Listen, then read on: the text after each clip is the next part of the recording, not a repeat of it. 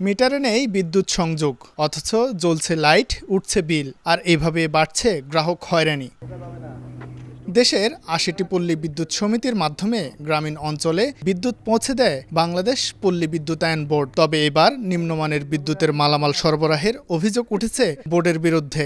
রাজশাহী পল্লী বিদ্যুৎ সমিতির সংশ্লিষ্টরা অভিযোগ করেন, বোর্ডের কেনা সরঞ্জাম নিম্নমানের। এসব সরঞ্জাম ব্যবহার করে কাজ করতে গিয়ে ঝুঁকিতে পড়ছেন কর্মচারীরা।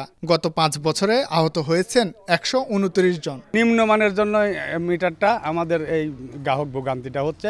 এতে আমরা যারা বাইরে গ্রাহক প্রান্তে আসি, গ্রাহকের বিভিন্ন প্রশ্নের সম্মুখীন হচ্ছে। এটা এমন নিম্নমানের যে ওভার ভোল্টেজ আসার আগেই এটা ব্লাস্ট হয়ে যায় এবং সেক্ষেত্রে একটা ট্রান্সফরমার নষ্ট হয় এবং দেখা যায় যে এক্ষেত্রে গ্রাহক ভোগান্তি বাড়ে। যেখানে ভালো মানের মাল দেওয়ার কথা, সেখানে আমাদের এত নিম্নমানের মাল দেয় যে লাইনে কাজ করতে গেলে কি হয়, খুঁটিতে উঠতে যায়, দেখা যায় যে আমার মতো অনেক বড় ভাইরা প্রাণ হারাইছে। ইউএসের যে মালামাল দিত গ্যাপ সেট, যদি এরকম মালামাল যদি না নেয় বা না নিয়ে আসে বিআরবি, তাহলে আমাদের এই দুর্ঘটনার শিকার হতেই হবে।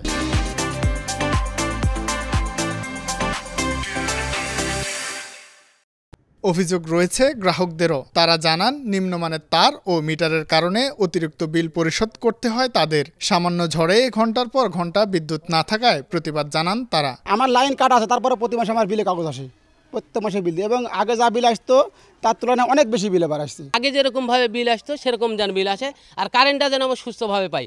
পল্লী বিদ্যুৎ সমিতি বলছে, বোর্ড কোনো সরঞ্জাম দিলে তাদের করার কিছু থাকে না, তবে উন্নত মানের সরঞ্জাম প্রত্যাশা করেন তারা। সর্বোত্তম মালামাল আসলে আমাদের যেরকম পরিশ্রম কম হয়, গ্রাহকের ভোগান্তিও কমে যায়, বিদ্যুৎ বিভ্রাটও কম হবে। ২০১৯ সাল থেকে এ পর্যন্ত রাজশাহী পল্লী বিদ্যুৎ সমিতির ৩৮ জন কর্মচারী বিদ্যুতের লাইনে কাজ করতে গিয়ে পঙ্গুত্ব বরণ করেন। শাহিন আলম, সময় সংবাদ, রাজশাহী।